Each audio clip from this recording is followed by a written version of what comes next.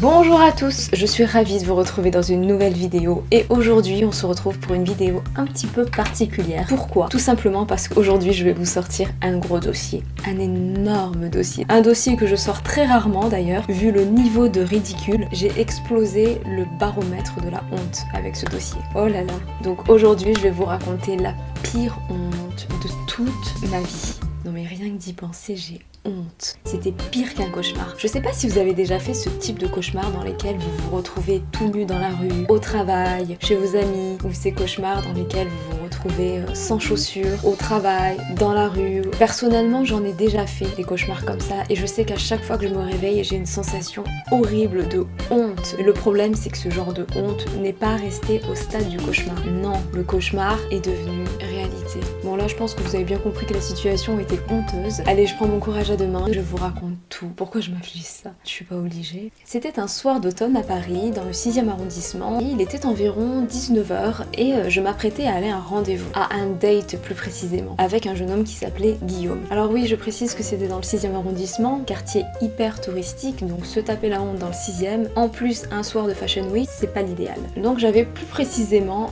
un date. C'est un jeune homme que j'avais rencontré un soir dans un restaurant, il est venu m'aborder. On avait déjà fait un petit peu connaissance à ce moment-là, puis on s'était beaucoup parlé au téléphone. C'était quelqu'un de très éduqué, très gentil, très galant, très attentionné. Enfin en tout cas c'est l'image qu'il m'a laissé. Et pour ce date, Guillaume avait fait les choses bien. Il s'était renseigné sur quel type de restaurant j'aime, il avait réservé pour nous une table dans un beau restaurant, il avait vraiment fait les choses correctement. Il faut savoir qu'en général, pour un premier date, je fais pas vraiment d'efforts vestimentaires. Je reste assez simple, assez sobre, naturel. Limite jean Converse. Honnêtement, ça peut passer. Je pense qu'une première date, c'est avant tout un premier contact et on fait juste connaissance et j'ai envie de rester le plus naturel possible. Sauf que cette fois, j'ai dérogé à la règle. J'ai vu que Guillaume était quelqu'un qui faisait des efforts. Guillaume était très gentleman, il était très attentionné, il voulait me faire plaisir. Voilà, je sentais qu'il me donnait beaucoup d'attention. Il avait réservé un beau restaurant et je pense qu'il fallait faire un minimum d'efforts. Et c'est un peu à partir de là que malheureusement les problèmes ont commencé. Oh là là. Du coup, donc pour Guillaume, je vais faire un petit effort vestimentaire. Je mets un petit pull, un petit jean, mais je mets des escarpins. Première grosse erreur. Alors vous allez me dire, c'est pas forcément une mauvaise idée, mais en fait, si. Si.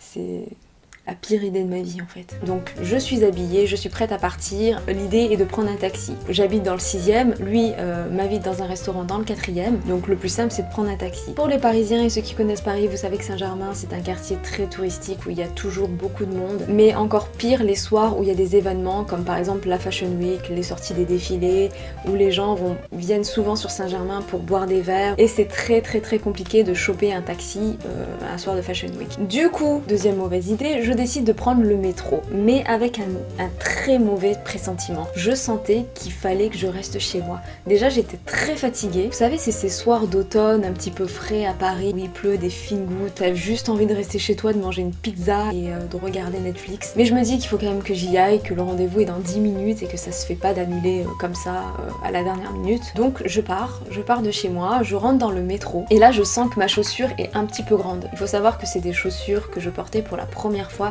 que j'avais pas le temps de m'en rendre compte et je sens que je perds légèrement ma chaussure. Mais je me dis c'est pas grave, je vais faire attention en marchant. Grosse erreur. En fait j'aurais pu remonter chez moi, j'étais à côté et changer de chaussure.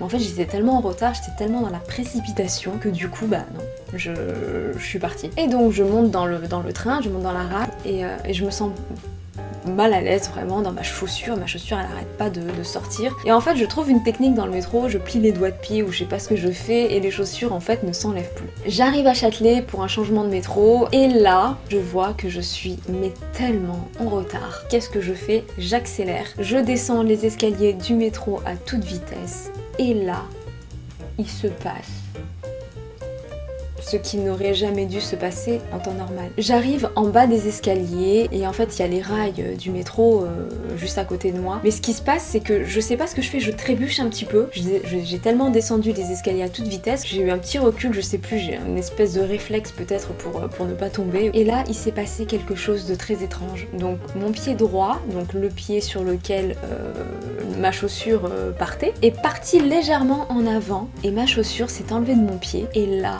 j'ai vu toute la scène au ralenti. Déjà le fait que la chaussure s'enlève du pied, c'est pas normal. Dans le métro, c'est une situation inimaginable. Mais je vois ma chaussure glisser sur le sol, mon pied nu, et là, la chaussure tombe sur les rails. Alors vous me direz, c'est pas grave parce qu'il peut toujours avoir quelqu'un de la RATP qui passe, qui prend une grande pince là et qui ramène ma chaussure, mais ça s'est pas passé comme ça. Bah non, sinon c'est trop facile, c'est pas assez humiliant. Donc je vois ma chaussure et là, panique. Je vois mon pied nu, donc j'étais comme ça en fait, hein. J'avais un pied nu et une chaussure à talons d'environ 7 cm. Donc j'étais un peu bancale, mais j'ai eu un moment de panique ou un moment où je ne comprenais pas ce qui se passe, donc panique, qu'est-ce qui se passe ? Qu'est-ce que je fais avec un pied nu sur le quai? Et là j'avance, je me précipite vers les rails pour comprendre la situation. Je voulais juste voir en fait, je voulais juste comprendre en fait, de voir où était exactement ma chaussure, quelles étaient les solutions. Sauf que là, j'ai une dame qui me hurle dessus et tous les gens sur le quai se retournent vers moi. Donc moi j'avais l'air bête avec un pied nu, une chaussure et tout le monde me regardait. J'avais l'air bizarre, une fille qui marche avec une chaussure. Et cette dame forcément elle n'a pas compris ce qui s'était passé, je pense qu'elle faisait ça pour mon bien. Donc elle m'a hurlé dessus en me disant « Ne fais pas ça, ne va pas sur le quai, tu dois pas faire ça, c'est pas possible, tu veux te faire électrocuter ?» Et moi j'étais là, mais pourquoi elle me hurle dessus? Parce que là je vous la fais soft, hein. Non, elle m'a vraiment hurlé dessus. Bon, après, je pense que ça partait d'un bon sentiment, hein. Je pense qu'elle voulait pas que j'aille sur les rails. Mais moi, sur le coup, j'ai rien compris. J'ai essayé de comprendre ce qui se passe. Déjà que c'est irrationnel que d'avoir un pied nu avec une chaussure, avoir sa chaussure sur les rails. Tout le monde te regarde, une dame qui me crie dessus. Ensuite, un homme qui vient et qui me dit « Tu ne peux pas faire ça, tu peux pas aller sur les rails, n'y va pas !» Et moi, j'ai essayé de les calmer, en fait. En fait, je crois que ces deux personnes pensaient que je voulais me suicider, peut-être, je sais pas, mais pas du tout. Je me retrouve donc, moi, dans une situation de galère, à devoir calmer une dame qui me hurle dessus, qui est complètement hystérique, mais bon, c'est pour mon bien, et un monsieur qui me fait la morale, qui m'explique qu'il faut pas que je me jette sur le quai, voilà, il faut pas, quoi, faut pas se suicider. Et il a raison. Et donc, j'explique à ces personnes, j'essaie de calmer ces personnes tant bien que mal, et je leur dis, écoutez, j'ai pas fait exprès, ma chaussure est tombée sur le quai. Et là donc il y a une troisième personne qui arrive et qui me dit, mais pourquoi tu as jeté ta chaussure sur le quai? Et là je me retrouve à devoir expliquer au monsieur, non, je n'ai pas jeté ma chaussure sur le quai. La dame lui explique, elle veut aller sur les rails, c'est pas du tout ce que je voulais faire, mais la dame était persuadée que je voulais me jeter sur les rails, chose qui était totalement fausse. Alors 19h, ligne 1, Châtelet, les Parisiens et ceux qui connaissent Paris, vous savez qu'il y a énormément de monde. Tout le monde me regardait. Et donc là, 2-3 minutes après, le métro passe, et là, la magie parisienne opère, c'est-à-dire que ces gens-là m'oublient totalement. Ils se précipitent rapidement dans le wagon, et Dieu merci. Donc j'essaie de gérer tant bien que mal mon affaire, j'attends que le métro passe, tous les gens sortent du wagon. Donc là je réfléchis, j'essaie de trouver une solution, et je me dis, soit je cherche un agent de la RATP, mais à 19h je suis pas sûre d'en croiser, surtout que j'en ai vu aucun passer. Je sais pas où est le prochain guichet, la gare de Châtelet elle est immense et j'ai pas spécialement envie de galérer. Soit je fais beaucoup plus simple, je retourne sur mes pas et je retourne chez moi, changer de chaussures. Je décide de rentrer chez moi tout simplement parce que c'était beaucoup plus simple. Et donc je marche un petit peu comme ça évidemment et je galère à marcher. Donc c'était impossible, c'est horrible. Et du coup je rentre dans le métro, ligne 4, il y a toujours du monde vers 19h30, c'est une galère, les gens regardent mes pieds et j'arrive donc à ma station de métro et là je décide d'enlever ma deuxième chaussure parce que c'était impossible de marcher correctement avec une seule chaussure, surtout une seule chaussure à talons. Et là je m'imagine un truc, je me dis je descends du métro et je cours à fond, sauf qu'à ma station de métro il y a tellement de monde. Mais il y a tellement de monde. Mais il faisait nuit, donc j'avais un petit espoir que personne me voit. J'enlève mes chaussures, je cours. Mais ça fait tellement bizarre d'être pieds nus dans la rue. C'est sale par terre. Bref, je cours et là j'imagine, vous savez, les petites souris là, quand elles foncent, vous les voyez floues. Et ben je m'imaginais ça. Sauf que bah ça s'est pas passé comme ça non plus. Donc je cours dans le métro.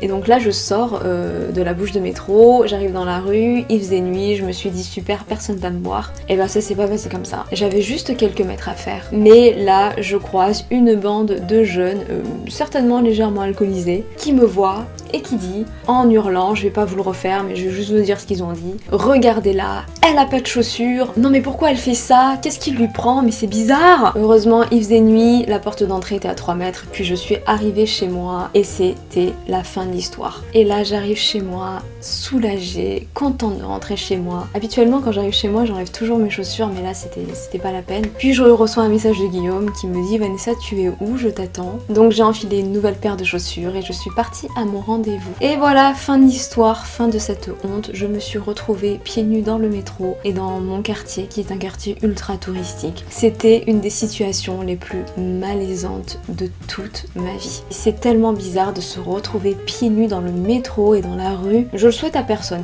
Donc voilà, j'espère que cette vidéo vous a plu. C'est pas une vidéo que c'est pas le type de vidéo que j'ai l'habitude de faire, mais j'ai aimé la faire. On se retrouve bientôt dans une prochaine vidéo. Je vous embrasse et je vous dis à très bientôt. Bye!